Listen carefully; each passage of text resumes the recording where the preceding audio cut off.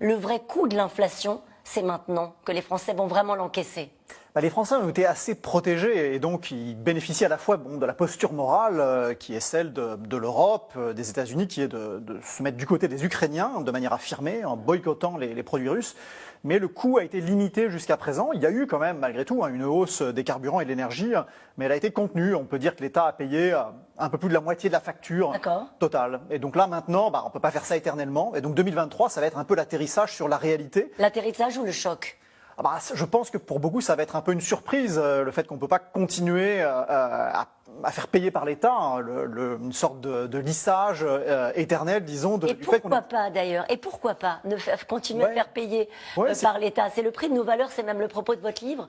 Puisqu'on a fait le choix de soutenir les Ukrainiens, puisqu'on a fait ce choix-là, on pourrait dire que les États continuent de s'endetter pour lisser cette inflation. Ouais, donc le prix de nos valeurs, c'est l'idée qu'il y a un arbitrage entre l'efficacité économique et les valeurs de l'autre. Mais voilà, aujourd'hui, 1er janvier 2023, l'Europe est beaucoup plus pauvre qu'il y a un an, plus pauvre parce que son accès à l'énergie est plus coûteux, qu'elle a perdu en compétitivité parce que d'autres pays comme les États-Unis ont des ressources locales beaucoup plus fortes, une énergie beaucoup moins chère.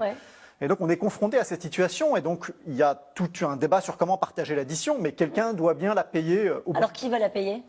Alors ça, c'est le dialogue social, c'est la politique qui doit en décider, certainement pas les économistes qui, eux, sont là pour essayer de pointer quelle est la taille du coût et quelles sont les choses inefficaces, disons, qu'il faut éviter.